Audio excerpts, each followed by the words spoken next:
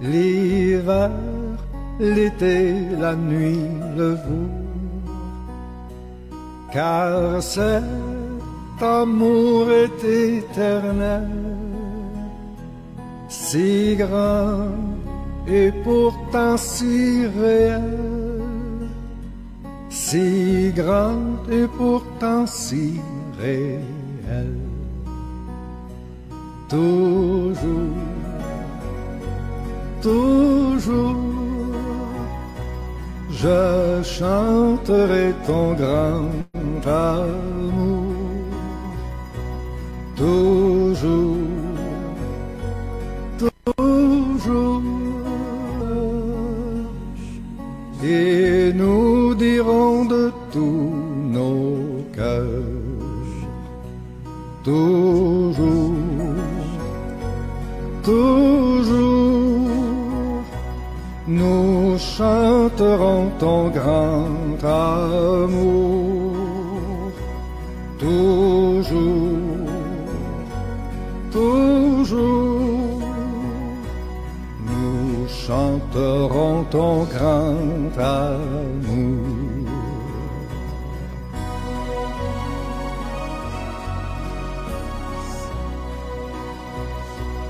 Nous chanterons ton grand amour.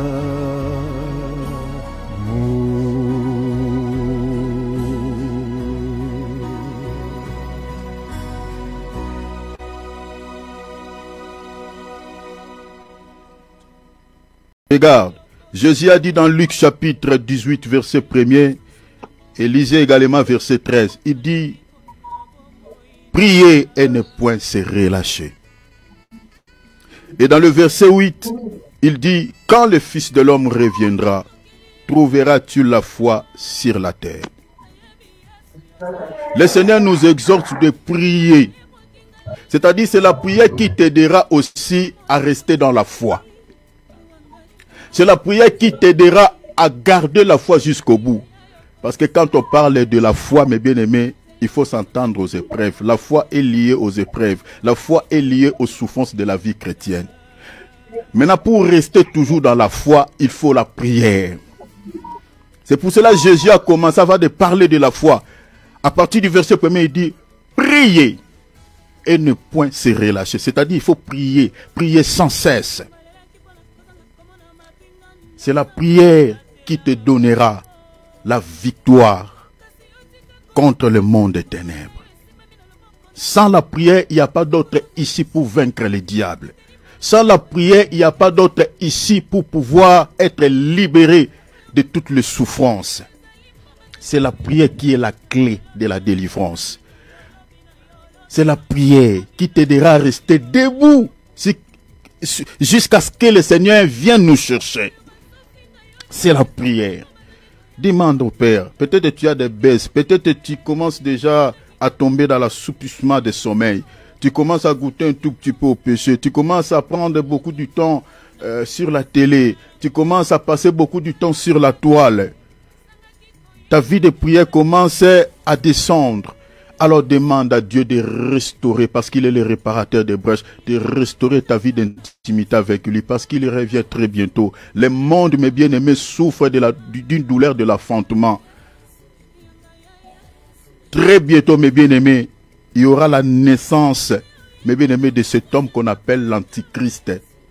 C'est ça la logique de Daniel chapitre 7, la prophétie de Daniel chapitre 7. Tous ces désordres que vous êtes en train de voir à travers le monde, mes bien-aimés, tous ces chaos que le diable est en train de créer, ces désordres, des guerres, mes bien-aimés, des famines, la souffrance s'intensifie, mes bien-aimés, actuellement à travers le monde. Ce n'est que, mes bien-aimés, des signes qui annoncent la naissance de la bête. C'est ça Daniel 7. Il y a eu un vent qui a frappé, qui a agité la mer. C'est ça les agitations qu'on est en train de voir à travers le monde. Le monde est agité. C'est ça, c'est pour manifester la bête. Parce qu'il viendra comme un homme de paix pour accorder la paix au monde. Mais c'est une fausse paix. Faisons attention. Alors demande à Dieu de te réconforter. Que tu sois toujours sur ton poste. Comme Habakkuk. Bien-aimé, s'il te plaît, ne rate pas l'enlèvement. Ça se passera un seul jour et dans le croisière. Je t'en supplie, je te parle comme ton frère. Ne manquez pas, ne ratez pas, ne ratez pas. Ça se passera, mes bien-aimés. Comme, voilà, c'est-à-dire, il n'y aura pas de signes extraordinaires.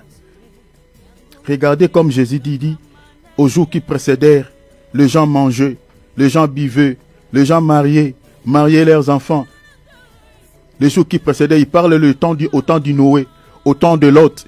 Et le Seigneur dit, jusqu'à ce que les déluge étaient venus, jusqu'à ce que le feu était descendu du ciel vers la terre, et le jugement de Dieu était descendu pour juger les actions des habitants de la terre. Et tout était fini. Le Seigneur a dit, il en sera de même à son retour. C'est-à-dire la vie sera normale. La vie sera normale. Il n'y aura pas des éclairs dans le ciel. Il n'y aura pas de tonnerre. La vie sera normale. Les gens iront au travail comme d'habitude. Il y aura un matin, il y aura un soir. Et c'est ainsi se passera l'enlèvement.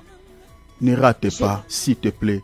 Prie Dieu qui te fortifie de rester toujours enfant de Dieu. Prie vraiment avec tout ton cœur. Dis Seigneur, aide-moi. Aide-moi à demeurer dans ta présence. La prière t'aidera avec même les péchés. Demande à Dieu qui te donne la vie de prier afin de vaincre aussi quelques soucis, quelques faiblesses que tu as. Ouvrons nos micros s'il vous plaît. Prions, demandons de l'aide, Papa. Soutenez-nous, Seigneur. Jésus a dit dans la prière de notre Père, délivre-nous du malin. Oh mes bien-aimés, même Jésus, lui-même il sait. Il dit cette requête-là, n'oubliez jamais d'introduire cela auprès de votre Père. Quand vous êtes en train de prier, il faut demander à votre papa qu'il vous délivre du malin. Les malins ici, c'est les sorciers. Les malins ici, c'est les occultistes. Les malins ici, c'est lui-même aussi le diable. Quand vous êtes en train de prier, n'oubliez jamais cette requête. Chers enfants de Dieu, les malins existent. Même Jésus l'a fait mention. Il dit, quand vous êtes en train de prier, il faut demander la délivrance. Chacun de nous ici, il a besoin de la délivrance. Tous les jours, on a besoin de la délivrance. Tous les jours, quand on dort au se réveille, on a besoin de la délivrance. Tant que le diable n'est pas encore incarcéré dans sa prison-là, tant qu'il n'est pas encore jugé, tant que les démons ne sont pas encore condamnés, mes bien-aimés, on n'arrêtera pas de faire la prière d'autorité, on n'arrêtera pas de demander la délivrance auprès du Père. Parce que les esprits ne se fatiguent pas, ils ne se lassent pas. Vous les chassez le matin, ils peuvent revenir même après 1 heure. Ils peuvent revenir même après 3 heures, même après un jour. Parce que ce sont des esprits, ils ne fatiguent pas. Jésus a dit dans Matthieu chapitre 12, verset 43, il dit, lorsque vous les chassez dans un corps, il part dans les lieux arides. S'il ne trouve pas de repos, il retourne dans sa maison. La maison, c'est-à-dire la vie, le corps de l'homme. C'est comme ça les esprits. Donc c'est-à-dire tous les jours nous avons besoin de la délivrance. Tous les jours il faut toujours combattre contre les alliances que nos aïeux ont conclues avec les diables dans nos familles. Dans chaque famille il y a des sorciers. Et la présence de la sorcellerie dans chaque famille, mes bien-aimés, explique les alliances que nos aïeux ont conclues avec le monde des ténèbres. C'est ça ce qui explique la sorcellerie dans nos familles. C'est-à-dire nous sommes nés dans des familles où il y a des alliances. Voilà pourquoi il y a la présence des sorciers dans nos familles. Que font ces sorciers-là? C'est d'accomplir Jean 10. Détruire, voler, et voilà, tuer, détruire la bénédiction des gens, compliquer la vie, voilà, créer des soucis. Dans votre famille là, ma soeur, dans votre famille là, mon frère, vous avez des sorciers. Vous avez des sorciers. Et si vous avez des sorciers dans votre famille, c'est-à-dire le combat est permanent. Donc il faut combattre. Il faut prier.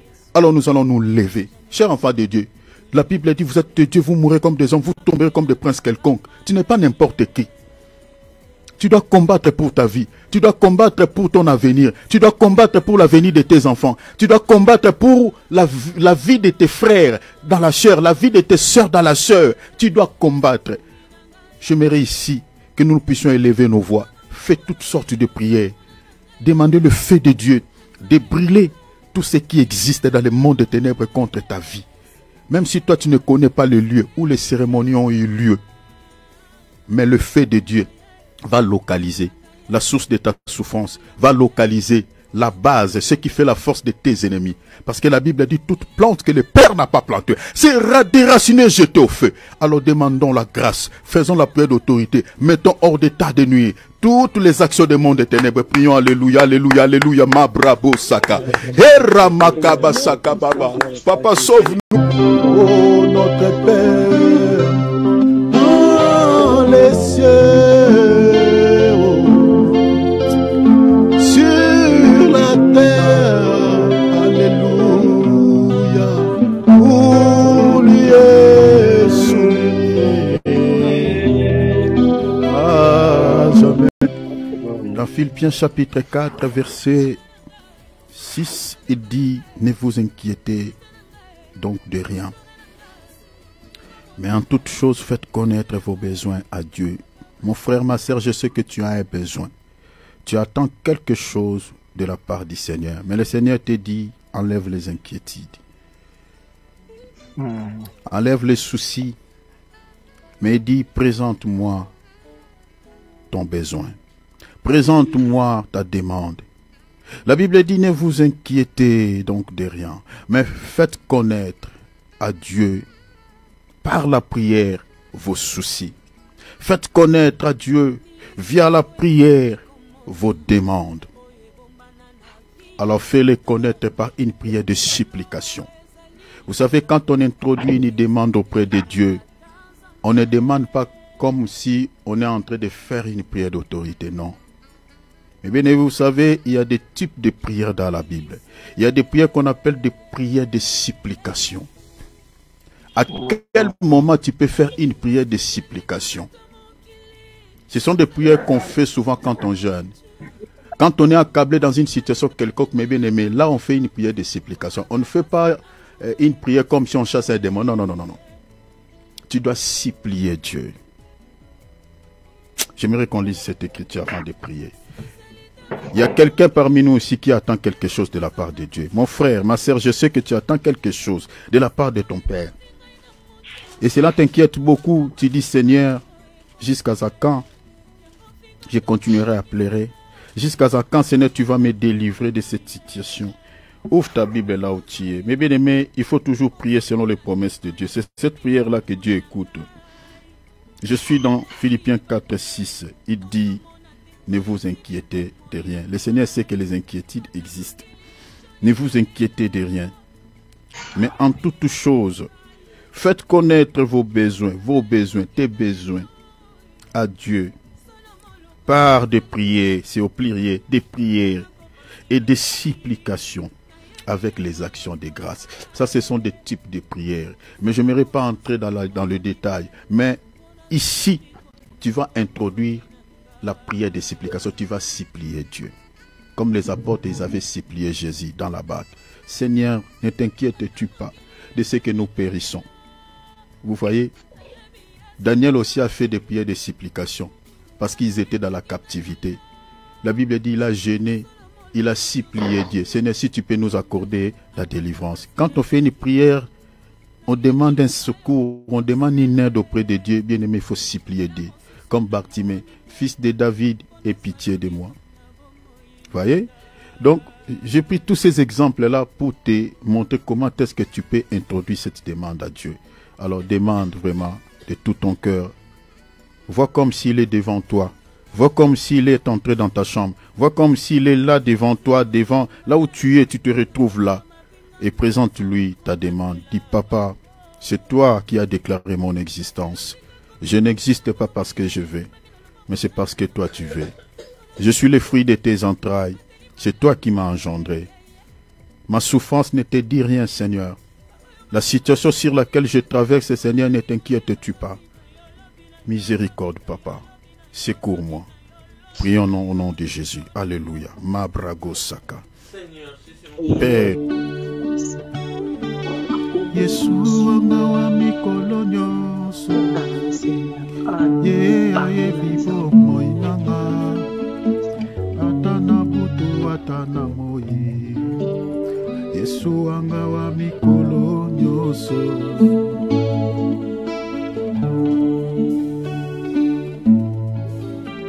olingo nanga Yesu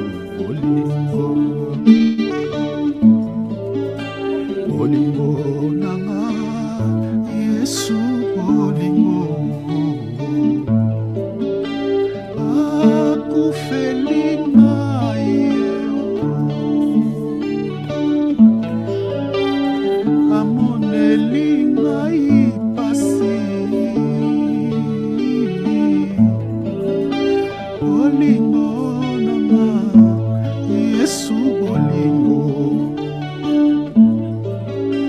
bolingo nanga Yesu bolingo bolingo nanga Yesu bolingo.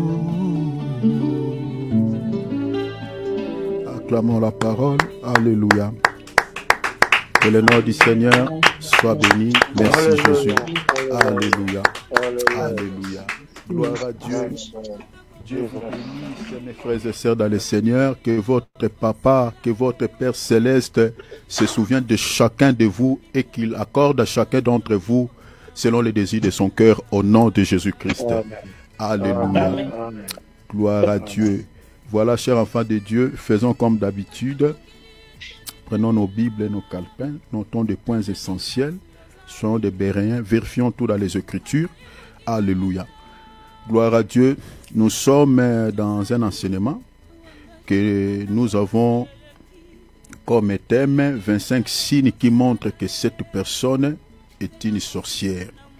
Comme je l'ai dit, je ne cesserai de le répondre au travers de cette émission que nous ne sommes pas en train de faire la chasse aux sorcières, mais nous sommes en train de nous donner des signes distinctifs qui nous permettent d'identifier au fait ces gens. Parce que, comme je l'avais dit ici, que le monde auquel nous vivons se ressemble à un champ abandonné. Parce que le monde dans la Bible, c'est comme un champ. Hein, selon l'évangile de Matthieu chapitre 13, le Seigneur dit le champ c'est le monde. Et dans ce champ, la Bible dit, le propriétaire du champ avait semé la bonne sémence. La bonne sémence, c'est-à-dire c'est l'image des bonnes personnes ou des enfants de Dieu. Mais pendant que les gens dormaient, son ennemi est venu semer quoi? La mauvaise sémence. Et le Seigneur dit la mauvaise sémence, c'est l'image des fils du diable. Et on avait expliqué beaucoup de choses par rapport à cela, que les fils du diable dans ce monde, c'est les sorciers, les personnes que nous appelons des sorciers, des occultistes, des magiciens. Ces gens-là sont les fils du diable. Ce sont des gens qui sont comparables aux ivraies. Ils sont comparables aux ivraies. Pourquoi? Parce que l'ivraie, c'est une sémence qui ne peut pas changer. Qui ne peut pas changer. C'est-à-dire l'ivraie de par sa nature restera ivré et il mourra ivré. Ça ne changera pas. Donc vous ne pouvez pas convertir la sémence du pommier à la sémence des raisins. C'est impossible. Alors nous avons dit que les sorciers, les occultistes, ces gens-là, la majorité, on avait dit que, en termes de pourcentage, on avait dit à 95%, ces gens-là ne se convertissent pas. Ils meurent dans leur sémence. Vérifiez dans votre famille, les gens qui étaient dans la sorcellerie à votre famille, ils sont morts dans ça. Dans les quartiers où vous habitez, les sorciers que vous connaissez, ceux qui sont déjà morts, que vous connaissez, ceux qui sont déjà morts, ils sont morts dans ça. Ils se convertissent vraiment pas. Il y a des cas exceptionnels. Il y a quelques cas exceptionnels de sorciers qui donnent leur vie à Jésus. Il y en a. Des occultistes aussi qui donnent leur vie à Jésus. Il y a des témoignages, il y en a. Mais il y a très peu. Il y a très peu. Si vous regardez dans nos partis politiques, la majorité des gens qui sont, la majorité des politiciens, les députés, les sénateurs, prenez nos dirigeants, hein, nos présidents de la République, qui dirigent nos nations. La majorité de ces gens sont des ivraies. C'est difficile d'entendre un président chrétien. Il y en a, mais c'est rare. Les médecins, pareil. Donc ce sont des gens qui ont la nature maléfique de Satan et ils meurent dans ça, la majorité. Et ces gens-là, des fois, nous les enfants de Dieu, ignorent leur présence dans ce monde. Il y a des gens qui pensent que voilà, les chrétiens sont nombreux plus que les gens qui sont dans la sorcellerie. On se trompe. Si vous êtes dans une église qui est composée de 100 membres, 100 personnes, sachez-le que parmi ces 100-là, vous pouvez avoir même 70 sorciers et 30 personnes qui sont de bonnes personnes. Ils sont nombreux parce que dans la réalité agricole, la Bible dit un champ de blé qui est abandonné. Non, je dis la Bible, mais dans la réalité, selon l'histoire, la réalité agricole, on dit un champ abandonné, un champ de blé abandonné, l'ivraie envahit ce champ-là. Vérifiez ce que je vous dis, il y a des documents. Parce que l'ivraie pousse plus vite et plus rapide que le blé. Ça, c'est dans la réalité agricole. Elle se répand très très vite dans un champ de blé abandonné. Donc vous comprenez que quand le Seigneur parle des ivraies, il compare les fils du diable aux ivraies. Le Seigneur voulait tout simplement nous dire que ils sont plus nombreux que vous. Parce que le monde auquel nous vivons est comparable à un champ qui est abandonné. Qui est abandonné entre les mains de qui? Entre les mains de Satan. Jésus lui-même l'a dit, le monde est sous l'emprise du malin. Ce n'est pas Dieu qui dirige ce monde, non. C'est le diable. Et Dieu ne règne pas dans le monde. Dieu règne dans l'église. Là où ses enfants, c'est pour cela qu'il dit, là où 2, 3 sont réunis à mon nom. Est-ce que vous voyez? Je suis au milieu. Il est là. Il n'est pas partout. Il n'est pas dans le monde. Il ne règne pas. Les mondes ne reconnaissent pas Jésus en tant que roi. C'est nous les chrétiens qui reconnaissons Jésus en tant que roi. Et à quel moment le Seigneur régnera sur ce monde? C'est au 7e son de la trompette selon le livre d'Apocalypse, chapitre 11. Chapitre 11, vérifie-moi l'écriture mon frère Philippe, chapitre 11, verset 15. C'est à ce moment-là, le royaume de ce monde sera remis entre les mains de Christ. Mais en ce moment-là, c'est le diable. Exactement. Apocalypse 11, 15. Allez-y. Ouvre ton micro pour que les gens écoutent. Ouais.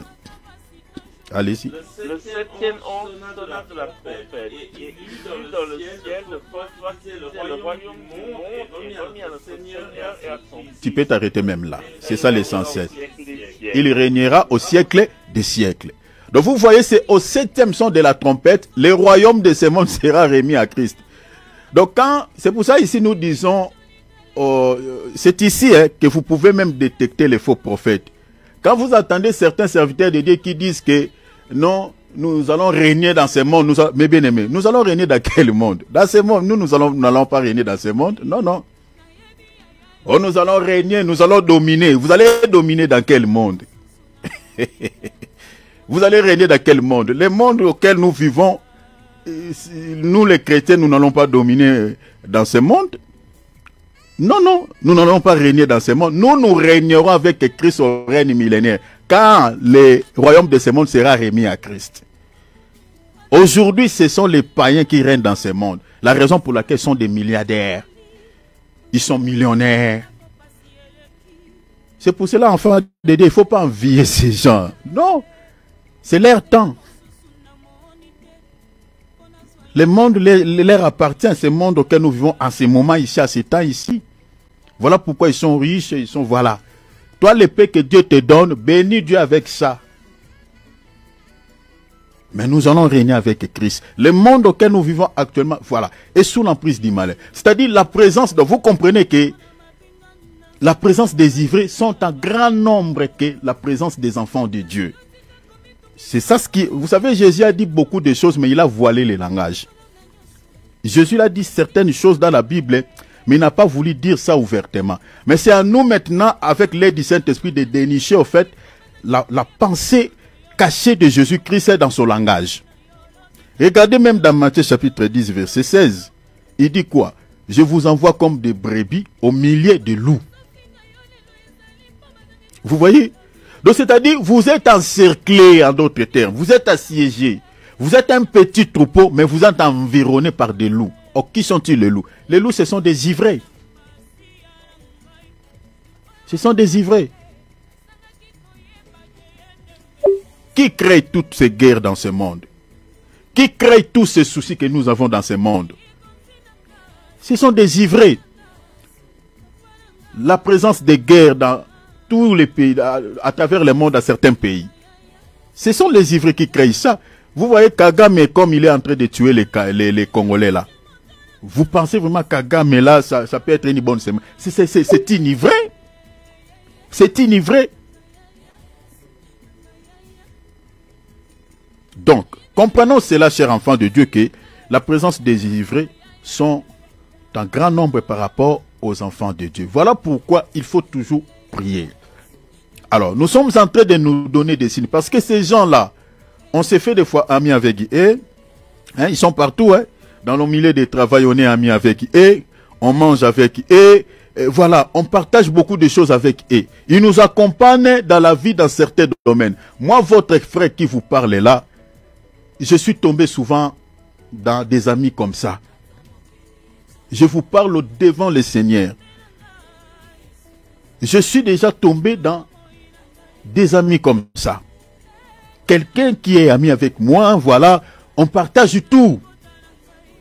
Mais après, certaines complications, je prie Dieu, mais je dis Seigneur, pourquoi telle chose ne marche pas? Pourquoi ça ne marche pas? Pourquoi ça ne marche pas? Et après, le Seigneur me révèle, il dit, mais la personne qui t'accompagne dans la vie là, mais il est enivré. Vous voyez cela? J'ai eu pas mal des amis comme ça. Des fois, on s'est fait amis avec les gens sans connaître leurs états d'âme. Des fois, nous sommes tombés par des sentiments. C'est ça ce que Dieu dit à Samuel. Il dit, Samuel, vous les humains, vous regardez à ce qui frappe les yeux. Des fois, nous, on regarde les gens par l'apparence. Mais là, Dieu, notre Dieu, il ne regarde pas les gens comme ça. Dieu sonde le cœur. Dieu regarde l'homme du dedans, par son cœur. Si on regarde les humains à la manière de Dieu, mes bien-aimés, on ne va pas laisser des amis sorciers nous accompagner dans la vie. Parce que une sorcière, un ami sorcier qui t'accompagne dans la vie, mes bien-aimés, il n'est pas là à côté de toi pour te laisser s'épanouir, pour te laisser avancer dans la vie. Non. Il va te combattre. Parce que la mission de tous sorciers, ces gens disent. C'est ça, bien-aimés. Les sorciers que nous avons dans nos familles là. Pourquoi ils bouffent les gens? Ces gens disent. Les volets ne viennent que pour tuer. Ils tuent. Vous allez voir qu'on a volé la maternité d'une sœur. On a volé les finances d'un frère. La présence de tous sorciers dans nos familles, c'est ça. C'est accompli, gens disent.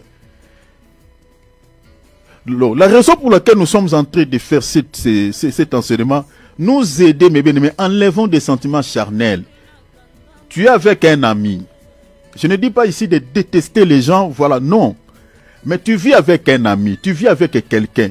Mes bien-aimés, en coulisses, comme on dit à Lingala, na kuzu. Bonde lanzambo ye betadam na ye. Et ça bien. Prie Dieu de connaître son état d'âme. Ne regardez pas les humains par l'apparence, par la morphologie physique, mes bien-aimés. L'apparence trompe, dit-on. Paul dit, les mauvaises compagnies corrompent les bonnes mœurs. L'apôtre Paul voulait dire beaucoup de choses là-dessus. Donc, c'est-à-dire, si tu es accompagné, tu es mal accompagné, la personne qui t'accompagne dans la vie est une personne sorcière. Bien-aimé, il va te mettre beaucoup de... Donc, il mettra beaucoup de cales, beaucoup de blocages. Il va te freiner, il va te combattre. Et retenez que les combats de près et les combats de loin ne sont pas pareils.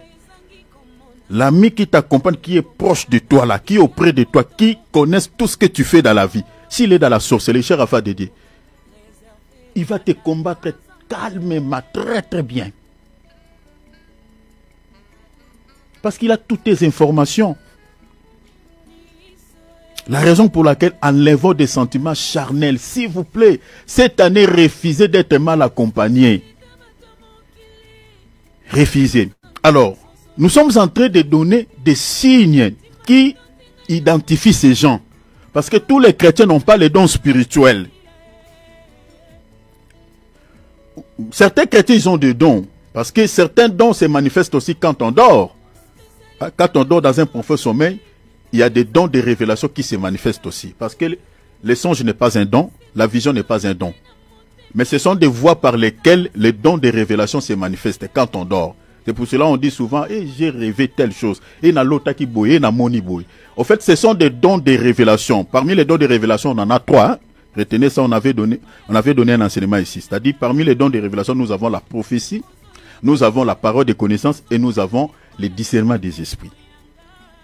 Selon la Bible, on n'a que 3 dons de révélation. Ces 3 dons se manifestent de manière directe, tout comme indirecte. Direct, c'est-à-dire pendant qu'on était en train de prier là, une sœur ou un frère peut recevoir une prophétie ou une parole de connaissance. Ou les dons de discernement des esprits peuvent se manifester. Ça, c'est de manière directe. Mais de manière indirecte, souvent, c'est quand on dort. Parce que les prophètes de l'ancienne alliance, ils étaient des prophètes, non parce qu'ils prophétisaient, comme ça, ils recevaient des messages comme ça, directement. Mais non, c'est par des songes. Dieu parlait, utilisait des prophètes, comme des Isaïe, des Daniel. C'était par des visions que Dieu leur donnait des prophéties. Vous voyez? Donc, c'est-à-dire, les dons de prophétie se manifestent aussi par la voix des songes, par la voix des visions. Alors, tout le monde n'a pas la capacité, parce qu'il y a d'autres personnes qui ont du mal à discerner certains signes. Parce que souvent, Dieu, par des songes et des visions, il parlait dans des langages allégoriques. Il peut te montrer des images. Il ne parlait pas trop clair. Et beaucoup des enfants de Dieu ont du mal à dénicher la pensée de Dieu via les songes, via les visions. La raison pour laquelle nous sommes en train de donner des signes visibles. Parce que Jésus dit, on reconnaît l'arbre aussi par des fruits. Donc Jésus ne parle pas d'un arbre physique, mais il parle de l'homme, de l'être humain. Donc on peut reconnaître l'identité d'une personne par les fruits qu'il dégage, c'est-à-dire par les actes, par les actions, par son comportement, par ses attitudes. On peut reconnaître l'état d'âme d'une personne. C'est ça, on reconnaît l'arbre par les fruits. Parce que le fruit est un objet matériel, quelque chose qu'on peut toucher, quelque chose qu'on peut voir. Vous voyez? C'est-à-dire par des signes qu'on peut voir, par des signes palpables, des signes tangibles, on peut reconnaître aussi l'état d'âme de quelqu'un. La raison pour laquelle nous sommes en train de parler sur 25 signes qui montrent que cette personne est une sorcière. On avait parlé déjà des 5 signes, on avait parlé sur la haine, tout ça. J'aurais du mal à répéter. Et là, nous sommes attelés au 8e signe. On avait parlé aussi également sur l'hypocrisie. Vous voyez, parce que les sorciers sont des hypocrites. Ils se cachent. Vous voyez. Et là, nous sommes attelés sur la rise. Nous sommes en train de dire que la rise fait partie aussi des signes qui identifient une personne sorcière. Mais j'avais fait une nuance, une petite nuance. J'avais dit tantôt que il ne faut jamais, ne taxer pas directement quelqu'un de sorcier lorsqu'il dégage ses fruits de la chair. Non. Quand vous voyez quelqu'un manifeste la rise, tu dis, oh, on nous avait parlé aussi que parmi les signes, il y a aussi la rise. Donc, cet ami-là, je vois que, voilà, il est risé envers moi, en tout cas, je ne peux plus marcher avec... Non, non, non, non, non. Il ne faut pas directement dire ça, parce que il a manifesté la rise envers toi, tu dis directement, il doit être sorcier. Non. Parce que dans la Bible, nous avons la rise au sens péjoratif, c'est-à-dire au sens négatif, et nous avons la rise au sens positif. Positif. Il y a la rise au sens positif, il y a la rise au sens négatif. C'est-à-dire, il y a la rise au bon sens. Il y a aussi la rise au mauvais sens. La rise au bon sens, je commence d'abord par mauvais sens. La rise au mauvais sens, c'est une rise qui cache à l'intérieur des intentions malveillantes, d'infliger du tort ou de nuire à la vie de autrui. Cette rise-là, c'est celle que nous sommes en train de parler en tant que signe qui identifie une personne sorcière. Ça, cette rise-là, elle est très dangereuse, extrêmement dangereuse. Parce que les intentions qui se cachent derrière, c'est de faire du mal. Mais la ruse au sens positif, au bon sens, cette ruse-là, elle n'est pas mauvaise. Elle n'est pas mauvaise. Elle n'a pas des intentions malveillantes. Celle-là n'est pas mauvaise. La raison pour laquelle je nous avais donné une écriture noir sur blanc. Parce que, chers enfants de Dieu, il faut savoir comprendre un peu la parole de Dieu. Parce qu'il y a des choses, parce que, regardez, vous savez, la couleur noire dans la Bible, la couleur noire souvent dans la Bible, je peux prendre l'exemple même du serpent. Vous savez, quand on parle du serpent dans la Bible, on fait allusion à Satan, au démon. Mais attention, tout serpent dans la Bible n'est pas forcément Satan, n'est pas forcément les démons. Jésus aussi est un serpent. Il y a certains serpents dans la Bible qui est l'image aussi de Jésus. Parce que la Bible dit Jésus est le serpent des reins, non? N'est-ce pas? Même le bâton de Moïse qui était devenu un serpent. Le serpent là, tu ne diras pas que c'est Satan, non. Vous comprenez? Donc dans la Bible, quand on lit quelque chose, il faut faire très attention. Il faut regarder cette chose-là dans tous les angles. Parce qu'il y a des versets qui peuvent te contredire. Donc dans la Bible, la ruse, au bon sens aussi, existe.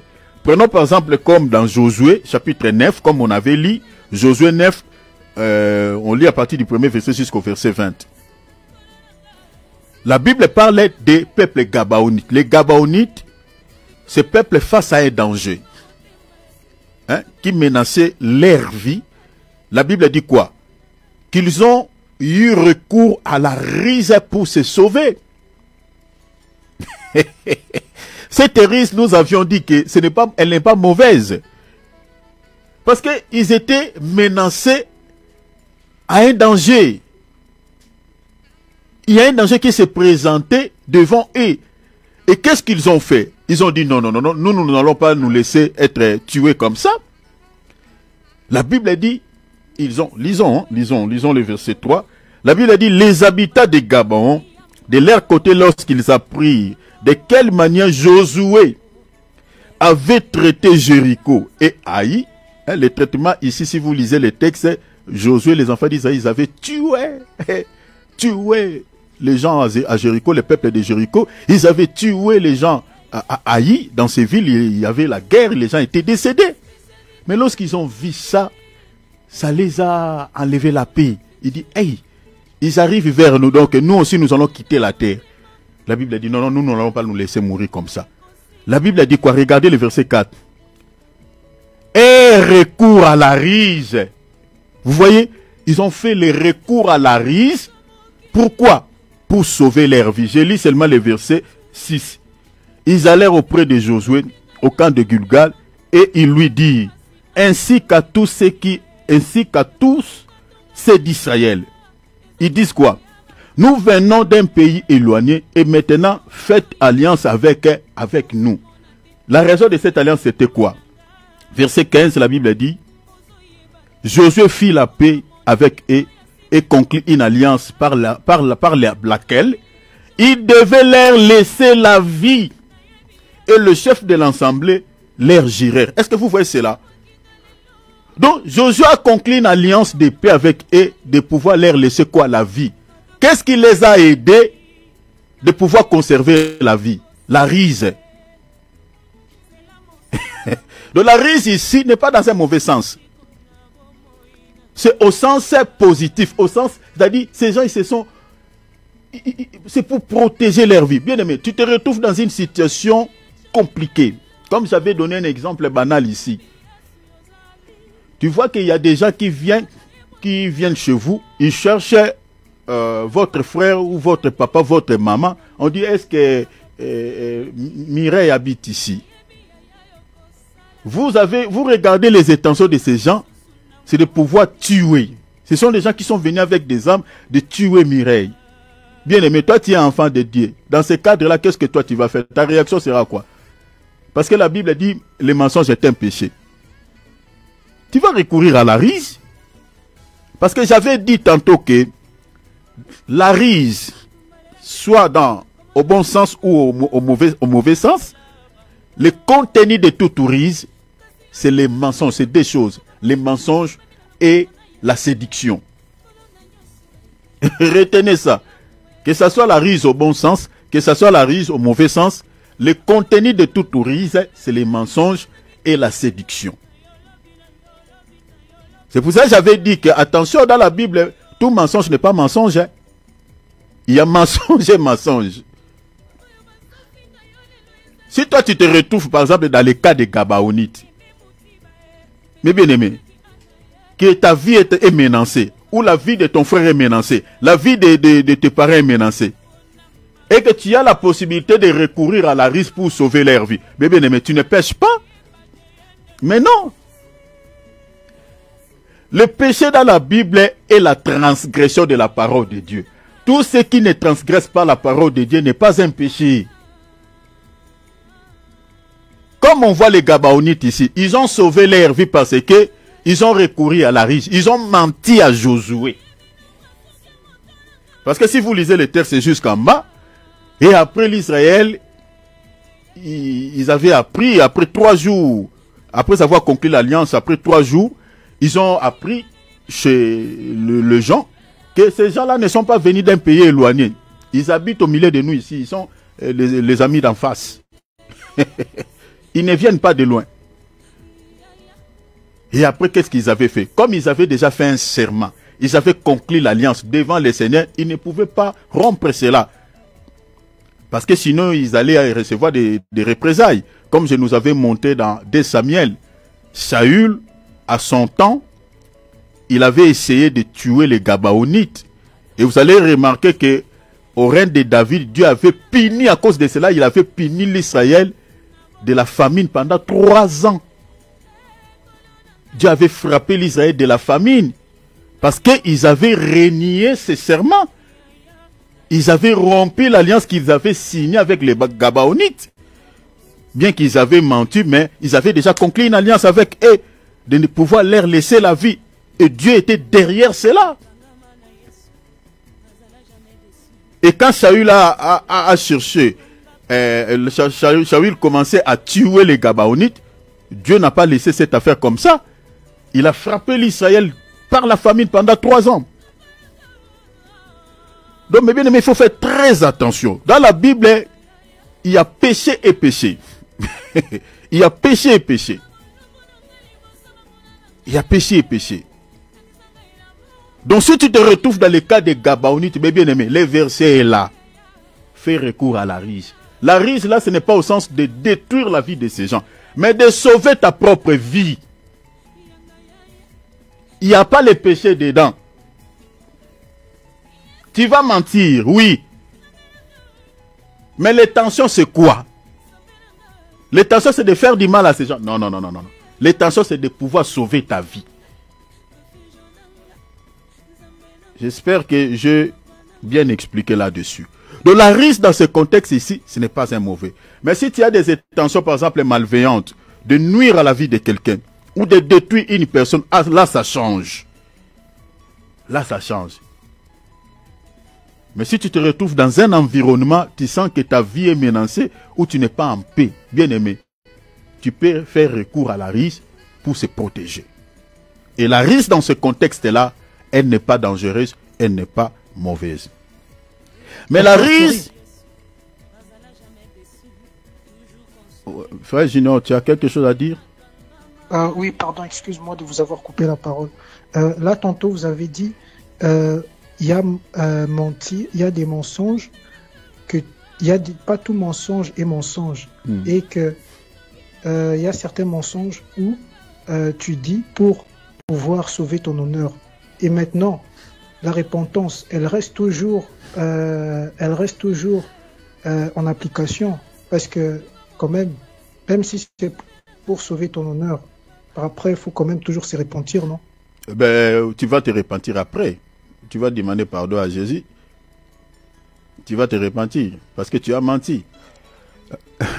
Tu as menti. Tu vas faire la repentance, mais ça ne sera pas pareil à une personne qui a menti avec des intentions de faire le mal à quelqu'un. C'est différent. Parce que ici, même si tu ne fais pas la repentance, le péché là, par rapport à ces textes ici, parce que comme je viens de dire, le péché est la transgression de la parole de Dieu. Tant que l'acte que tu as posé, on dit seulement péché parce que c'est le mensonge. Mais dans quel cas, dans quel contexte tu as menti? Les intentions, c'était quoi? Parce que les péchés, c'est les intentions. Vous savez, Dieu regarde nos intentions. Parce qu'à quel moment on pêche, c'est par rapport, quand tu transgresses la parole de Dieu et que tu as des intentions mauvaises, des intentions malveillantes, des intentions de faire du mal. C'est là où le péché commence. On dit mentir parce que on n'a pas de mots peut-être à dire par rapport à cela. Mais dans tout tourisme, il y a les mensonges. Vous voyez? Mais ces mensonges-là n'est pas comparable aux mensonges d'une personne qui a des intentions diaboliques, des intentions machiavéliques de nuire ou de détruire la vie de quelqu'un. C'est différent. Tu vas confesser si tu te sens de culpabilité. Mais prenons par exemple moi, je ne veux même pas faire la repentance. Non, non, non. Parce que j'ai sauvé ma peau. Et c'est tout. Je n'ai pas fait du mal à quelqu'un. Non, j'ai sauvé ma peau. Parce que je n'ai pas transgressé la parole de Dieu. Je vis des gens dans la Bible faire ça et ils ont sauvé leur vie. Et moi, si je le fais, j'ai péché par rapport à quoi? Je n'ai pas transgressé la parole de Dieu. Est-ce que tu as compris, mon frère Junior? J'ai compris, j'ai tout compris. Voilà, c'est dans ce sens-là. Le péché commence si derrière les mensonges, il y a des intentions de faire le mal, de voler quelqu'un, de détruire quelqu'un. Ah, les intentions. Parce que le péché, ça commence à ce moment-là. Là, tu es mal barré, mon frère. Alors, ça c'est la ruse au bon sens. C'est-à-dire au sens de préserver sa vie d'un danger ou de sauver sa vie. Mais la ruse en tant que signe distinctif d'une personne sorcière, je dis qu'elle est extrêmement dangereuse. Parce qu'elle renferme un mal profond animé par des intentions malveillantes, une volonté d'infliger du tort et un désir de nuire à autrui. Vous voyez cette ruse, elle est extrêmement dangereuse. Alors, comme je viens de dire, dans tout tourisme, il y a les mensonges. Mais maintenant, prenons par exemple, je vais donner quelques exemples, comme je viens de dire au bien-aimé Junior. Lisons 2 Corinthiens chapitre 11, verset 3. Je suis dans la tradition seconde 21. Cependant, de même que le serpent a trompé Ève, vous voyez, la Bible a dit, a trompé Ève par quoi? Par sa ruse. Est-ce que vous voyez? Donc, dans la ruse, il y a la tromperie, il y a les mensonges. L'apôtre Paul dit, je peur que vos pensées ne se corrompent et ne se détournent de la simplicité, de la pureté vis-à-vis de Christ. Donc vous comprenez que cette ruse ici, les intentions étaient malveillantes. Vous voyez, malveillantes de pouvoir quoi? De pouvoir communiquer la mort. Et je dis que dans la ruse, il y a aussi la séduction. Je suis dans Genèse chapitre 3, verset, je vous donne des écritures et puis je vais donner quelques détails. Genèse chapitre 3, verset 1,13. Le serpent, la Bible dit, était le plus rusé de tous les animaux de champ. Je saute, je prends le verset 13. Et l'Éternel dit à la femme, pourquoi as-tu fait cela? La femme dit quoi? La femme répondit, le serpent m'a séduite. Est-ce que vous voyez cela? C'est-à-dire, dans la ruse, à l'intérieur, on retrouve la tromperie ou les mensonges et la séduction. Donc, la première mention de la ruse dans la Bible apparaît avec le diable. Retenez ça. Apparaît avec le diable dans le livre comme on vient de lire là, dans Genèse chapitre 3, verset 1. Verset 1, vous lisez le premier verset. Voilà. Donc, les intentions qui étaient cachées dans cette ruse, elles étaient mauvaises. Vous connaissez l'histoire d'Adam et Ève. Le diable s'est servi de la ruse pour pouvoir quoi? Tuer nos deux grands-parents. Et c'est ça même ce que les sorciers font.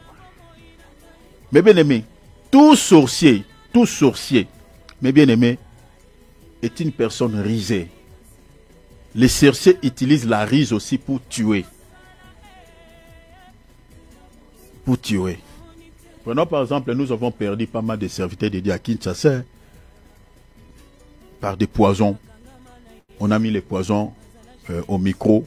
Vous voyez, l'homme de Dieu vient toucher. Les gens qui font ça, vous pensez que ce sont des gens normaux? Mais non.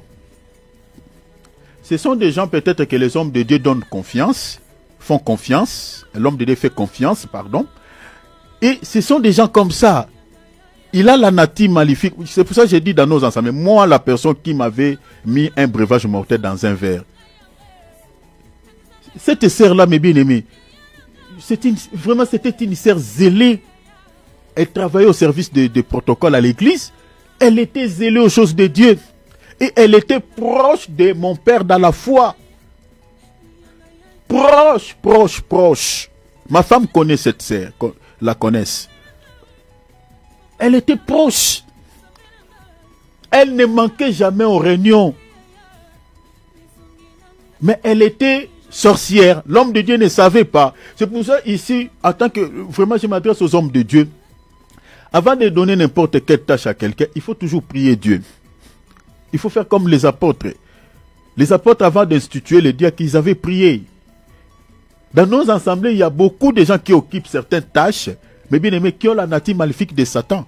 Ils ne sont pas là pour aider l'œuvre de Dieu à avancer, mais pour combattre, en fait, empêcher l'avancement de l'œuvre de Dieu. Dans nos assemblées, ils viennent cacher leur sorcellerie. Ils sont beaucoup dans nos églises. Dans l'église où moi je priais à Kinshasa, comme elle était une église charismatique, mais bien aimé, mais il y avait pas mal de sorciers. Combien de sorciers qu'on a arrêtés dans cette église-là? Combien? Dans les assemblées, dans toutes les églises du monde, mais bien aimé, il y a plein de sorciers. Je connais une église ici en France, mais bien aimé, n'en parlons pas. J'avais parlé à mon frère David, n'en parlons pas. N'en parlons pas. Et c'est pour ça que j'avais dit, une parenthèse, j'ouvre, je referme vite. J'avais dit ici, cher enfant de Dieu, si vous priez dans une église où il n'y a pas vraiment la prière, hein, il n'y a pas des équipes fortes des intercesseurs, où la prière est faible. Bien aimé, ce sont des églises, si Dieu te bénit, ne témoigne pas. Ce n'est pas parce que tu as peur, mais éviter certains combats. Parce que ces gens-là ne veulent pas entendre de bons témoignages, des témoignages où quelqu'un qui est béni, ou voilà, Dieu m'a fait ceci, bien aimé, ils viendront te combattre inutilement.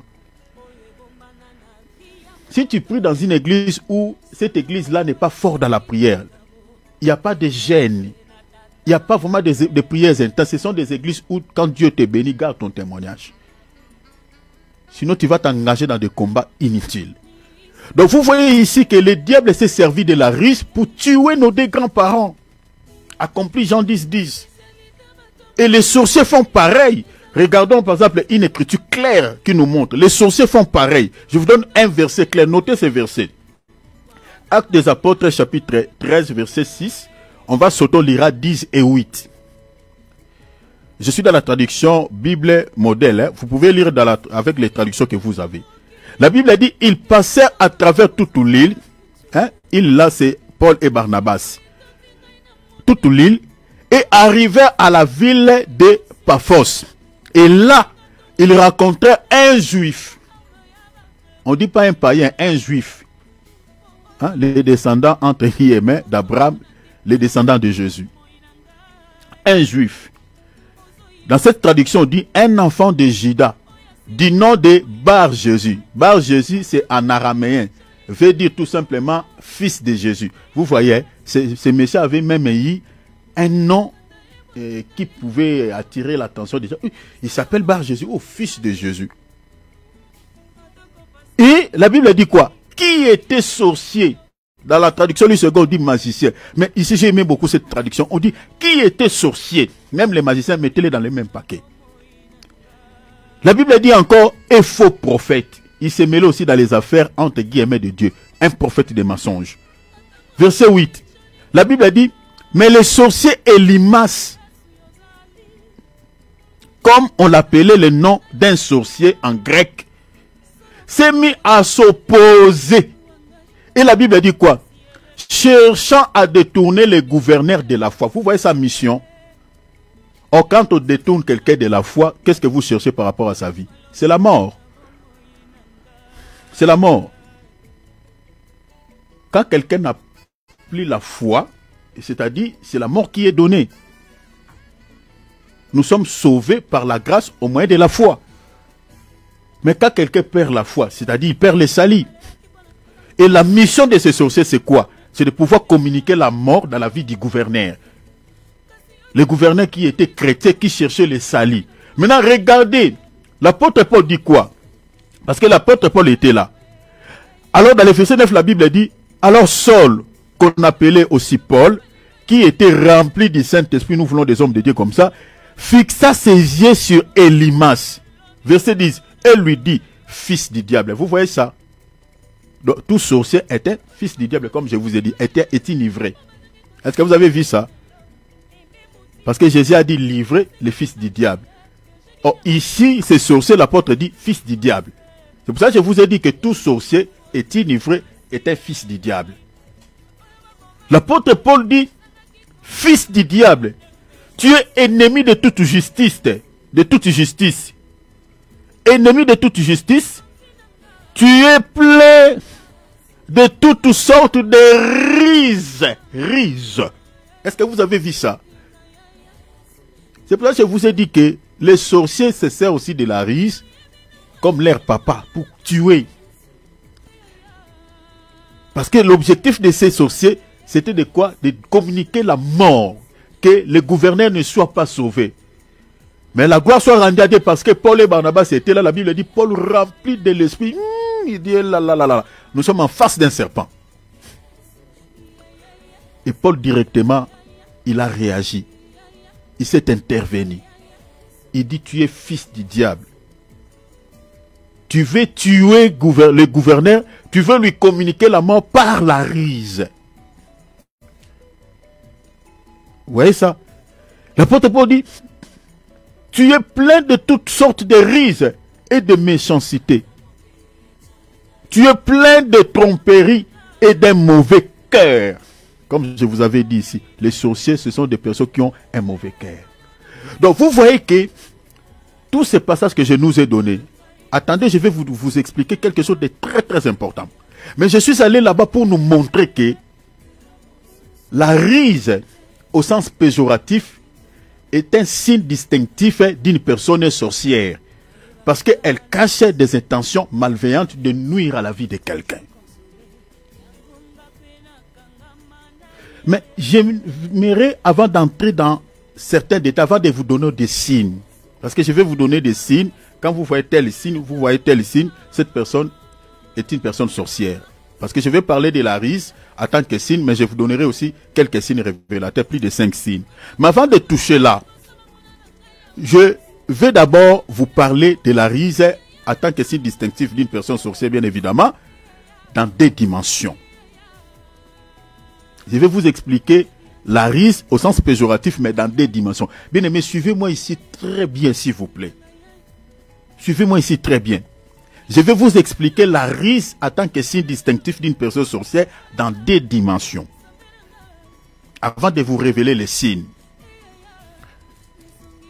La première dimension de la rise en tant que signe distinctif d'un sorcier, qui identifie une personne sorcière, je vais vous parler d'abord dans la dimension spirituelle et je vous parlerai aussi dans la dimension physique.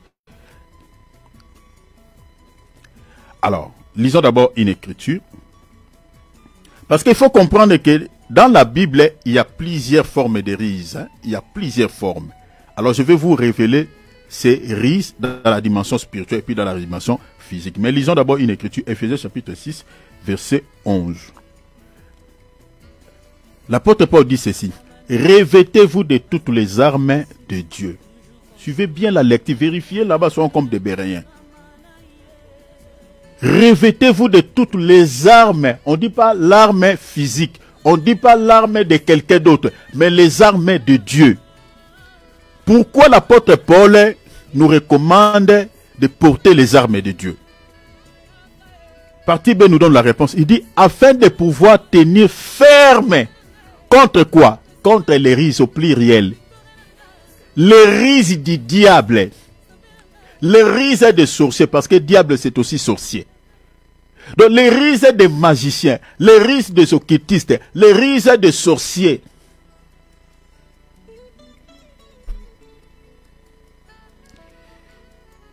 Donc ce qui peut nous aider à vaincre les rises du sorcier, ce qui peut nous aider à remporter la victoire sur la rise d'une personne ou des gens sorciers, mais bien aimé, c'est les armes de Dieu. Si vous possédez les armes, si vous détenez les armes de Dieu, mais bien aimé, ces armes-là vous accordera la victoire sur toutes les rises, sur toutes ces formes, sur toutes les rises du diable, que ce soit spirituel, que ce soit physique. Ça, c'est toucher une portion un peu de combat spirituel, mais cela peut nous aider. Avant de donner les signes, il est important, parce que quand je méditais, en tout cas, j'ai vu que le Seigneur m'a mis à cœur de pouvoir parler un tout petit peu de cela. Donc, les seuls moyens de défense que la Bible met à notre disposition pour vaincre toutes les rises du diable et des sorciers, c'est les armes de Dieu. Si tu n'as pas des armes de Dieu, tu ne possèdes pas les armes, cher enfant de Dieu, dans les combats spirituels, tu échoueras. Devant la rise d'un sorcier, tu échoueras.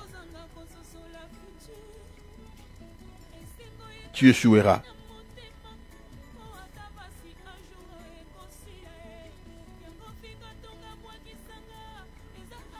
La question maintenant est celle de savoir quels sont les types d'armes de Dieu. Parce qu'on parle de l'arsenal de Dieu. La question maintenant est celle de savoir quels sont les types d'armes de Dieu qui peuvent nous donner la victoire sur la rise du diable et les sorciers. Quels sont ces types d'armes? Quels sont ces types d'armes? Notons l'écriture. 2 Corinthiens chapitre 6 et 7. Ici, je touche une portion de combat spirituel. La Bible a dit par la parole de vérité, par la puissance de Dieu, par les armes offensives et défensives. Bien aimé, soulignez, pardon, s'il vous plaît. Ça va vous aider vraiment dans les combats spirituels, ce que je dis. Parce que l'apôtre Paul dit, revêtez-vous de toutes les armes de Dieu pour vaincre quoi? Afin de pouvoir se tenir ferme contre les rises du diable, les rises des sorciers. Mais maintenant, les armes de Dieu est composées de deux types d'armes. Nous avons des armes offensives et nous avons des armes défensives. Les armes défensives, c'est les armes de protection. Les armes offensives, c'est des armes d'attaque. On peut attaquer aussi dans les combats spirituels. Parce que tout le temps, on ne va pas se protéger contre les attaques d'un sorcier. Mais on peut aussi attaquer un sorcier. On peut aussi attaquer un sorcier. Donc retenez ces deux types d'armes. Nous avons les armes défensives, les armes de protection, et nous avons les armes d'attaque. On peut attaquer l'ennemi. Oh non, parce que les sorciers là, il est venu m'attaquer. La Bible dit, bénissez les sorciers. Oui, on les bénit. Mais on peut aussi les attaquer. Lisons une critique qui nous retrace toutes ces armes de Dieu, des armes offensives et des armes défensives. Suivez-moi ici très bien, c'est très important. Regardez les armes de Dieu que la Bible nous présente. Nous avons ici des armes défensives et des armes offensives. Lisons Ephésiens chapitre 6. Lisons le verset 13 jusqu'au verset 18. Notez s'il vous plaît, chers enfants de Dieu. La Bible a dit, c'est pourquoi. Parce que je vous expliquerai la rise, qu'est-ce que la rise dans la dimension spirituelle. Parce qu'il y a beaucoup de chrétiens qui ignorent les activités démoniaques dans la dimension spirituelle. Comment est-ce que le diable utilise la rise? Parce que regardez que quand le diable utilise la rise, il se cache derrière la rise. Dans la dimension spirituelle, il se cache. Et je vais vous donner quelques textes bibliques qui vous montrent comment est-ce que le diable opère dans la rise. Parce que quand il opère dans la rise, il se voile, il se cache. Mais nous allons d'abord étudier les armes. Allons-y. La Bible dit, Maman Brigitte, mets ton micro, voilà, merci beaucoup. La Bible dit, je suis dans le verset 13, c'est pourquoi prenez toutes les armes de Dieu. Les armes offensives, les armes défensives. Afin de pouvoir résister. L'apôtre Paul ajoute encore un élément. Résister dans les jours mauvais. Mais bien aimé, les jours mauvais existent. Donc il faut toujours que tu sois un chrétien qui détient des armes, qui possède des armes. Parce que quand le jour mauvais se présentera devant toi, mais bien aimé, tu auras la possibilité de pouvoir jamais déçu, toujours consolé.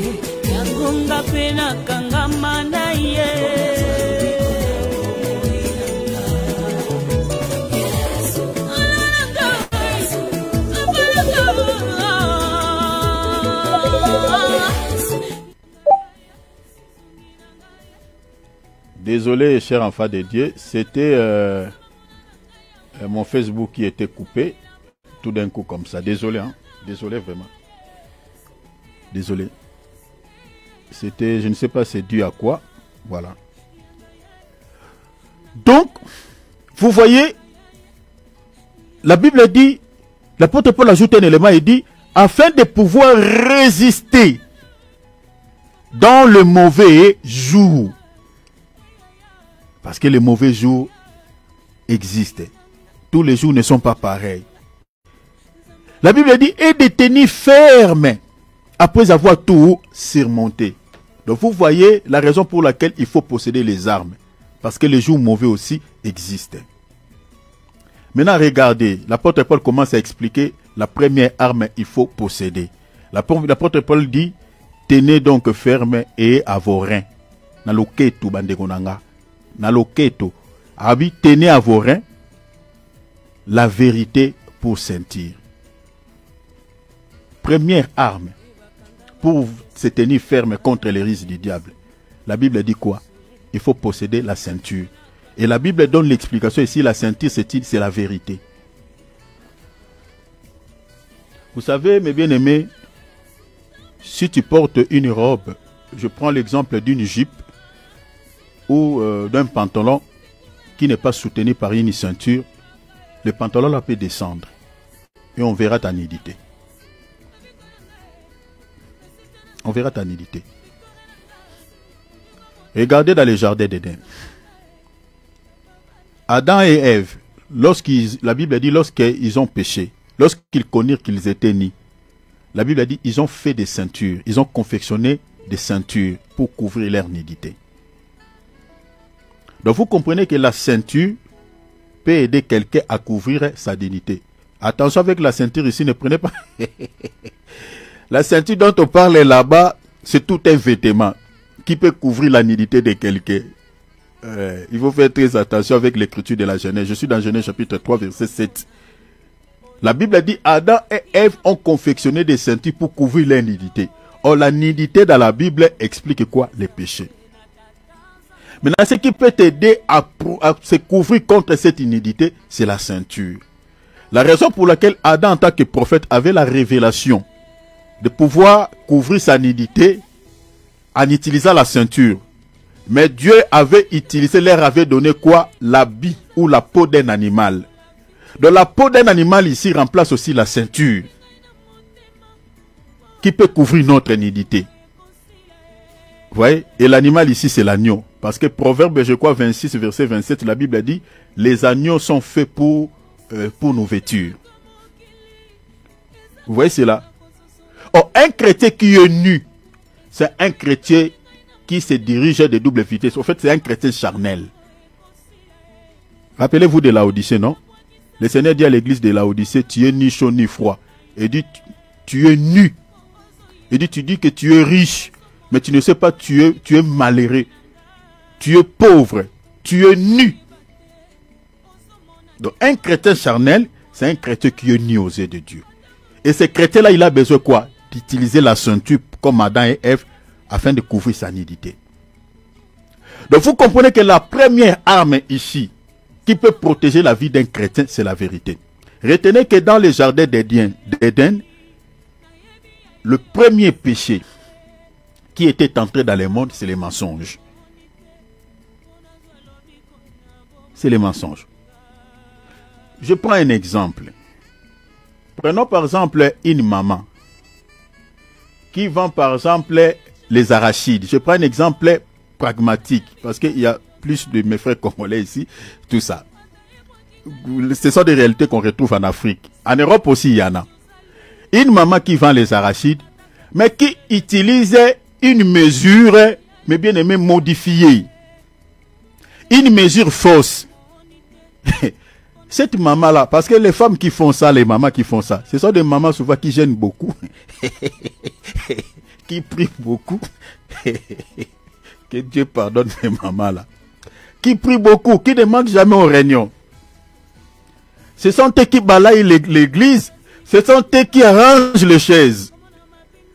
Ce sont eux souvent peut-être qui s'occupent des ministres de Dieu. Mais là où elle est là-bas, là où elle vend ses arachides au marché, elle a des mesures qui ne sont pas justes. Des mesures qui sont fausses. Mais cette maman-là, dans les combats spirituels, il échouera. Parce qu'il n'a pas d'armes. Il n'a pas la ceinture. Maman n'a pas Satan. Il ne peut pas chasser les démons. Est-ce que vous comprenez? Parce qu'elle n'a pas la ceinture. Elle n'est pas protégée. Parce que la ceinture, parce qu'on n'attaque pas avec la ceinture. La ceinture, c'est une arme de défense. C'est une arme de protection. Parce que tu ne peux pas combattre avec la ceinture. Ça fait partie d'une arme de protection. Et retenez ici, je vais expliquer quelque chose.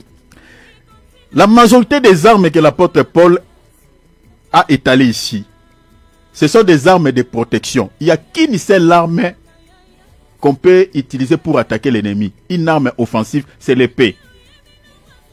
C'est l'épée. À part l'épée, il n'y a pas d'autres armes offensives. C'est pour dire quoi? C'est pour dire que dans les combats spirituels, on se protège plus que d'attaquer l'ennemi. On a besoin plus de se protéger que de faire l'offensive. Est-ce que vous voyez cela? Parce qu'on ne peut pas attaquer avec la ceinture. La ceinture, c'est une arme qui couvre ta nudité. C'est un habit. Je suis dans Genèse chapitre 3, verset 7. Je ne parle pas de la ceinture comme nous utilisons, mais la ceinture en tant qu'habit selon le langage de la Bible. Donc, c'est-à-dire, le contraire de la vérité, c'est les mensonges. Parce que la Bible dit, la ceinture, c'est la vérité. Donc, un chrétien qui ne demeure pas dans la vérité, il ne peut pas combattre. Dans les combats spirituels, il échouera. Parce qu'il n'est pas protégé. Bon, je ne vais pas entrer dans les détails, mais je vous donne juste l'aperçu. Deuxième ceinture, l'apôtre Paul dit, donc vous comprenez qu'il faut demeurer dans la vérité. Vous comprenez? Quand on demeure dans la vérité, mes bien-aimés, on est protégé. On est protégé. Dans les combats spirituels, on va vaincre. Dans les combats spirituels, on aura la victoire. Parce qu'on est protégé. Jésus a dit, le prince de ce monde vient, mais il n'y a rien de lui en moi. Il n'y a rien de lui en moi. Parce que Jésus marchait dans la vérité. Et il avait l'habitude de dire en vérité, je vous l'ai dit. Verset 14. Tenez donc, il dit, tenez donc ferme, voilà, ayez avoré la ceinture, pour ceinture là, plutôt, avoré la vérité pour ceinture, revêtez la cuirasse de la justice, deuxième arme de protection, la cuirasse. Et la cuirasse est définie ici en tant que justice. Est-ce que vous voyez cela? La cuirasse, c'est la justice. Vous savez, si vous voulez comprendre, la cuirasse, c'est comme gilet par balle. C'est-à-dire, si on tire sur toi, c'est-à-dire tu seras protégé parce que tu es protégé par la cuirasse, par le gilet par balle. C'est une arme de protection. On ne peut pas attaquer avec gilet par balle. Donc, c'est-à-dire tous les traits enflammés de l'ennemi. C'est-à-dire la cuirasse va te protéger contre des attaques de loin. Parce que dans la Bible, nous avons la cuirasse et les boucliers. Les boucliers, c'est contre les attaques de près. Mais la cuirasse, c'est contre les flèches de loin. Rappelez-vous dans 2 Rois, chapitre 22, le roi Akab dans le champ de bataille. Il a connu la mort par une flèche qui était tirée de loin. Maintenant, la Bible a dit que cette flèche-là avait percé son corps par les défauts de la cuirasse.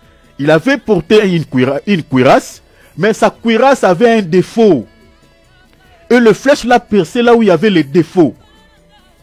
Une flèche tirée de loin. Donc la cuirasse, c'est comme un gilet pare-balles qui nous protège contre les traits enflammés de l'ennemi tirés de loin. Mais maintenant, si ta cuirasse se ressemble à la cuirasse d'Akab, qui a des défauts, tu peux être touché par des traits enflammés de l'ennemi. Attention, les traits enflammés de l'ennemi ici, ce sont des paroles de malédiction que l'ennemi lance de loin. Hein, je suis dans Jérémie, je crois, chapitre 3, verset 8. Les paroles de malédiction est comparable aux traits enflammés de l'ennemi, aux flèches.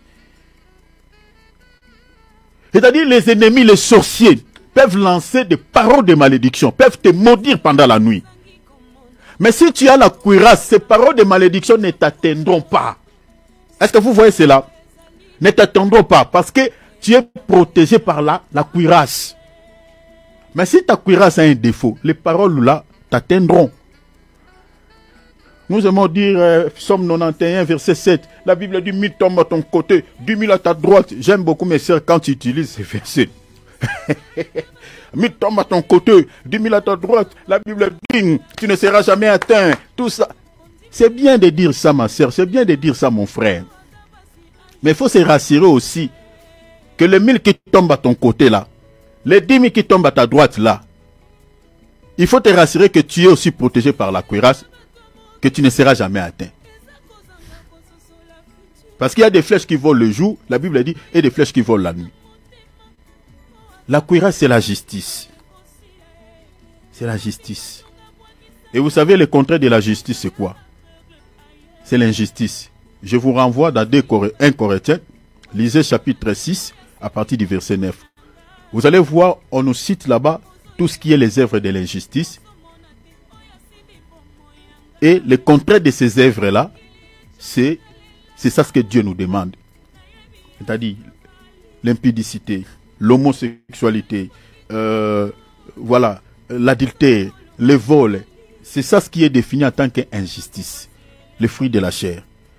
Dans le contraire de tous ces fruits de la chair-là, c'est ça ce que la Bible nous demande, la justice. C'est-à-dire demeurer en un mot dans une vie de sanctification. Donc un chrétien qui vit dans une vie de sainteté, c'est un chrétien qui a la cuirasse, qui est protégé. Vous voyez, vous comprenez pourquoi dans les combats spirituels, des fois, on jeûne, on prie, mais on échoue. On n'arrive pas à vaincre les risques du diable. Est-ce que vous voyez cela?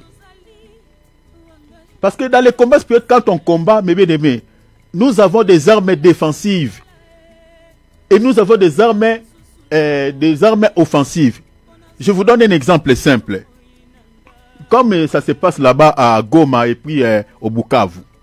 Bien aimé, on ne peut pas envoyer un militaire dans le champ de bataille sans lui donner des armes défensives, sans lui donner le gilet pare-balles. Parce que dans les combats spirituels, on n'attaque pas seulement l'ennemi, mais on se protège aussi contre les traits enflammés de l'ennemi, parce que l'ennemi aussi nous attaque. Mais il y a des combats qui font l'offensif dans la prière, mais qui n'ont pas des armes de protection. Beaucoup des enfants de Dieu sont comme ça. Et comment voulez-vous vaincre les risques du diable? Comment voulez-vous vaincre dans les combats spirituels? Vous allez vaincre par quel bâton magique? Au nom de Jésus, allez-vous-en, tout ça. Vous pouvez gêner. Vous pouvez gêner, je ne sais pas, 100 jours, 40 jours. Bien aimé, si vous n'avez pas des armes de protection, vous n'allez pas vaincre parce que l'ennemi peut te cibler. Si tu n'es pas protégé, il t'atteindra. La raison pour laquelle on a lu 2 Corinthiens chapitre 6 verset 7, on parle des armes offensives et des armes défensives. Et ce sont ces armes-là. La justice, la vie de sainteté. C'est une arme, cher enfant de Dieu. Tu peux dormir sans prier. Tu seras protégé si tu possèdes cette arme. Mais si tu n'as pas cette arme, c'est compliqué. Moi, tel que je suis là, je peux des fois dormir sans prier. Mais je sais que ma vie est protégée. Parce que j'ai des armes de protection. Mais il y a des chrétiens qui ne peuvent dormir sans prier parce qu'il a peur. Il voit comme si la nuit on viendra l'étrangler. Mais non. Des fois on peut éprouver des fatigues. Je n'ai pas la force de prier. Mais je sais que les sorciers ne m'atteindront pas. Parce que ma vie est protégée. J'ai des armes de protection. Est-ce que vous voyez cela, cher enfant de Dieu? Parce que l'apôtre Paul lui dit, revêtez-vous de toutes ces armes afin de se tenir contre les rises du diable. Au cas où le diable opère dans la riche, il se cache derrière des choses. Je vous expliquerai cela tout à l'heure. Les rises là dans la dimension spirituelle, comment il opère dans la rise. La justice, c'est une arme de protection. Il y a beaucoup de choses à dire là-dessus, mais je saute. Mettez pour chaussure à vos pieds. La Bible dit quoi? Les ailes que donne l'évangile. Les ailes que donne l'évangile. C'est une chaussure. Vous voyez comme je suis en train de servir Dieu là. Je suis zélé aux choses de Dieu. C'est aussi une arme qui protège ma vie. Bien aimé, dans les choses de Dieu, il faut être zélé. Si tu n'es pas zélé aux choses de Dieu, c'est comme si tu n'as pas d'arme. Tu ne possèdes pas l'arme de protection. C'est-à-dire que tes pieds sont nus. Tes pieds sont nus. Et vous savez, un militaire ne peut pas aller dans un champ de bataille, mais bien aimé, sans la chaussure. Non. Mais tu peux piétiner une mine. Tu peux piétiner une mine. D'ailleurs, dans la forêt, tu vas courir comment? Et le monde auquel nous vivons, mes bien-aimés, la terre que nous piétinons, c'est une terre maudite. Rappelez-vous dans Genèse chapitre 3. Le Seigneur a dit à Adam, le sol te produira des épines. Le sol sera maudit. Dieu avait maudit le sol. Je ne parle pas du sol comme ça. Parce que la malédiction de ce monde, de cette terre, c'est le diable. Donc si tu n'as pas la chaussure, tu n'es pas protégé. Parce que le monde est rempli de la malédiction à cause de la présence de Satan et des démons. Mais il faut avoir la chaussure pour pouvoir se protéger. Pour pouvoir bien marcher dans ce monde. Et la chaussure, la Bible dit quoi? C'est les ailes. Bien aimé, un chrétien qui n'est pas zélé aux choses de Dieu, c'est un chrétien qui n'a pas la chaussure. Aux choses de Dieu, ma soeur, aux choses de Dieu, mon frère, il faut être zélé. Il faut aimer la parole. Vous savez, il y a des chrétiens qui servent Dieu pour remplir justement la formalité. Il y a des chrétiens qui prient peut-être pour remplir la formalité. Il y a des chrétiens qui gênent, bon, ils disent, bon, comme on a mis un programme dans l'église, bon, voilà, je vais justement, si je ne fais pas, si je n'entre pas dans ce programme, peut-être l'homme de Dieu ne sera pas content avec moi. Ça ne vient pas dans ton cœur. Là, tu n'as pas la chaussure. Regarde-moi, votre frère, mes bien-aimés. Des fois, je peux être là, je suis fatigué. Mais, comme j'ai pris un engagement de servir Dieu, je dis, je vais servir Dieu. Je demande à Dieu, donne-moi la force. Des fois, je jeûne, je prie. Et ce que je fais là, je suis zélé aux choses de Dieu. J'ai la chaussure. L'ennemi peut me chercher, mais il ne m'atteindra pas. Parce que je suis protégé contre toutes les malédictions qui ont été jetées au sol. Que Dieu avait dit, le sol est maudit. Moi, j'ai la chaussure. La malédiction ne m'atteindra pas. Sois zélé aux choses de Dieu. La Bible dit, mettez pour chaussure à vos pieds les ailes que donne l'évangile. Sois zélé à la parole de Dieu. Sois zélé aux choses de Dieu. Prenez par-dessus tout. Vous voyez que même la chaussure, c'est une arme de protection. Prenez par-dessus tout, par tout cela, les boucliers de la foi. La foi est définie en tant que bouclier. Sans la foi, il est impossible d'être agréable à Dieu. Mais bien aimé, la foi est un bouclier. Or, vous savez, les boucliers, regardez dans des manifestations. Les policiers utilisent plus le bouclier. Contre quoi? Contre les attaques des prêts. C'est-à-dire, tu peux dormir avec un sorcier. Tu peux vivre avec un sorcier une même maison. Mais si tu as la foi en tant que bouclier, il ne t'atteindra pas. Il peut utiliser toutes les formes de risques sur le plan spirituel. Mais le bouclier de la foi que tu as, ça te protégera. C'est pour cela, en tant qu'un enfant de Dieu, remplacer le bouclier ici, c'est la foi. Cher enfant de Dieu, dans la vie chrétienne, si tu n'as pas la foi, tu ne vaincras jamais les risques du diable. Jamais. La foi est un bouclier contre les attaques déployées. Et souvent, mes bien-aimés, nous sommes mal entourés. Nous sommes mal entourés. Et la Bible dit, le juste vivra par la foi. La foi est un bouclier. Que ce soit tu es environné par des loups. Mais si tu as la foi peut te protéger contre les attaques des prêts. L'ennemi qui dort avec toi. Mon bien-aimé, moi j'ai eu des amis, comme je vous avais dit, des amis sorciers. Un ami, quelqu'un que je fais confiance, il connaît toute ma vie. Moi aussi, je connais, bon, je peux dire, je connais aussi toute sa vie, entre guillemets. Bien aimé, je dors avec lui, je me réveille avec lui. Oh, je porte ses habits, il porte mes habits. Mais bien aimé, un grand, comme on dit à Lingala, Solo Diongo, un grand Solo Diongo, un grand sorcier. Je l'ai su après. Après quelques temps, le Seigneur m'a révélé. Il dit, l'ami que tu fais confiance, la personne que tu dors avec lui, la personne que tu partages la vie avec lui, est inivré. C'est un agent du monde des ténèbres. Le Seigneur m'a révélé après. Mais moi-même, je me suis posé la question, je dis, Seigneur, et qu'est-ce qui me protégeait? Qu'est-ce qui me protégeait contre sa rise? Il a vécu avec moi des temps et des temps dans la rise. Et qu'est-ce qui me protégeait? J'ai eu la réponse. C'était la foi. La foi en Dieu. J'avais un bouclier. Il ne me regardait pas avec des yeux doux. Mais je sais qu'il a essayé plusieurs fois de m'attaquer. Mais il n'a pas réussi sa mission dans ma vie. Pourquoi? Parce que j'avais un bouclier. Les boucliers nous protègent contre les attaques des prés. Les flèches de près. Beaucoup de choses à dire là-dessus. Donc vous voyez que toutes ces armes, la majorité, ce sont des armes de protection. Donc dans les combats spirituels, bien aimés, il faut chercher beaucoup plus à se protéger, à détenir ces armes. La vérité, la cuirasse, qui est définie comme la justice. Mettez sur le pied les ailes de l'évangile, comme ceci. Les casques d'Isali. On parle plutôt le bouclier en tant que, voilà, les casques d'Isali bien évidemment, et puis les boucliers de la foi. La foi, ça va te protéger. Parce qu'on n'a pas besoin d'attaquer plus l'ennemi, mais on a besoin aussi de se protéger. Verset 18 et verset 17. Prenez aussi les casques d'Isali.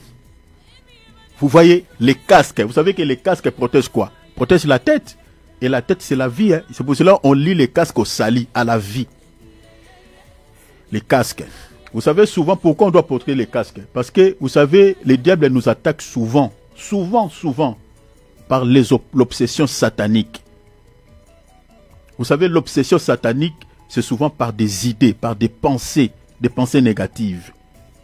Il y a beaucoup de chrétiens, ils prient et il est dans la prière. Mais il est en train de s'inquiéter pour quelque chose.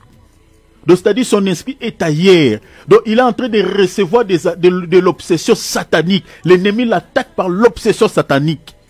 Par des images, par des pensées négatives. Même les gens qui se suicident, tout commence où? Commence par des pensées négatives. Comme hier, il y a une sœur qui m'avait envoyé un voice. Tu sais, elle était en train de s'inquiéter par rapport à sa vie. Elle n'est pas mariée. Elle n'a pas des enfants, mais maintenant toutes ses sœurs ont des enfants. Et à chaque fois quand il y a une discussion, on l'insulte, voilà, tu es rien, tu n'as pas des enfants, nanani. Et ça lui fait tellement mal. Et elle m'a envoyé un voice, un message vocal, elle était en train de pleurer. Donc elle a ruminé ça, maintenant ça commence à travailler dans ses pensées. Donc le diable, il a récupéré quelques paroles de ses sœurs. Et l'ennemi commence maintenant à travailler cela dans ses pensées. Il attaque maintenant par l'obsession. Donc elle m'a envoyé un voice, mais bien aimé, vous sentez que dans son cœur, il y a des blessures. Il y a l'amertume dans l'âme. Ça commence à travailler dans ses pensées. C'est ça ce qu'on appelle l'attaque par l'obsession satanique. Mais celui qui est protégé par les casques d'Isali, ses pensées sont protégées. Bien aimé, si pendant la prière, tu vois qu'il y a des pensées impures qui viennent dans ta tête, c'est que tu n'es pas protégé par les casques d'Isali. C'est-à-dire l'ennemi est en train de te lancer des missiles, des flèches, des idées, des mauvaises pensées pour te déconcentrer. Est-ce que vous voyez cela? Pour te déconcentrer. Donc, c'est très important. Et la dernière arme, l'épée de l'esprit. La seule arme qu'on peut utiliser pour faire l'offensive, c'est l'épée. Et l'épée, c'est la parole. Bien aimé, un chrétien qui n'a pas la connaissance de la parole ne peut pas combattre. Est-ce que vous avez vu ça? Parce qu'on combat comment? on combat, on utilise les Écritures, on utilise la parole. Seigneur, tu as dit dans ta parole, toute armée forgera contre nous. C'est comme ça on prie. C'est pour cela tout chrétien est censé de connaître la parole de Dieu. Parce que la parole de Dieu est une arme offensive, une arme d'attaque. Il est écrit en ton nom, nous chasserons les démons. C'est ça l'épée de l'esprit. Mais un chrétien qui n'a pas l'épée, qui n'a pas la connaissance de la parole, comment est-ce que tu peux vaincre les risques du diable? Comment est-ce que tu peux faire l'offensive? Compliqué. Il y a beaucoup de choses à dire là-dessus. Alors, retenez que toutes ces armes, défensives et offensives, sont mises à notre disposition pour vaincre les risques du diable et des sorciers. Je vais parler pendant 2 minutes. Dans 30, je m'arrête. Retenez ceci. Quand le diable, je parle maintenant de la ruse, quand le diable et les sorciers opèrent dans la ruse, comme j'avais dit, et je le reprends, ils se cachent derrière plusieurs choses. Je dis bien plusieurs choses. Parmi lesquelles ils se cachent derrière la nature, derrière les événements, derrière les périodes, c'est-à-dire les saisons, les circonstances, les objets matériels, le livre, le religion et tant d'autres éléments, tant d'autres choses. C'est comme ça que les diables opèrent dans la ruse. Je vous donne un exemple. Bon, je crois que mon temps est épuisé. Je vais m'arrêter là pour ne pas faire une longue vidéo. Mais retenez cela. Alors, si on a les armes de Dieu, cela nous protégera contre toutes les risques du diable. Donc, chers enfants de Dieu, protégeons-nous plus au lieu d'attaquer. On attaque aussi. On fait aussi l'offensive comme on avait prié là. Mais nous avons aussi besoin de se protéger.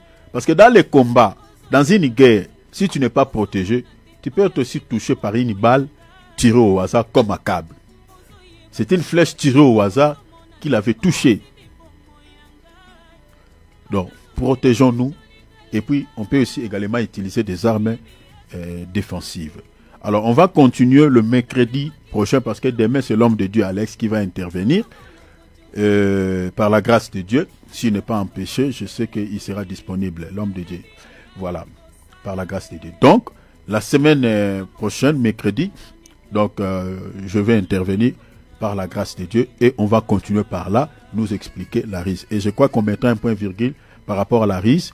Peut-être si on aura le temps, on ajoutera un élément. Et je vous donnerai des signes distinctifs pour reconnaître une personne sorcière. Je vous donnerai des signes. Quand tu vois tel signe, hein, les signes par rapport à la ruse. Par rapport à la ruse. Parce qu'il y a des enfants de Dieu qui attendent seulement la ruse, la ruse, la ruse. Mais je vais vous donner des signes palpables. Quand tu vois tel comportement, quand tu vois tel, c'est ça la ruse d'un sorcier. Ça c'est sur le plan de la dimension physique. Mais je finirai la dimension spirituelle le mercredi et puis je parlerai également la ruse dans la dimension physique. Et là, je vous donnerai des signes. Alors, ouvrons nos micros, nous allons prier. Alléluia. Prie le Seigneur à la manière dont tu as compris ce message. Demande vraiment au Père que le Seigneur puisse t'aider à posséder et détenir ses armes. Mais bien aimé, le combat est permanent. Le combat est là. Le combat est permanent. Tu as besoin de posséder les armes de Dieu. Tu as besoin de détenir l'arsenal de Dieu. Et cet arsenal te permettra de vaincre dans les combats spirituels. Alors prie le Seigneur de pouvoir t'aider, de posséder l'arsenal de Dieu qui te permettra de vaincre dans les combats spirituels.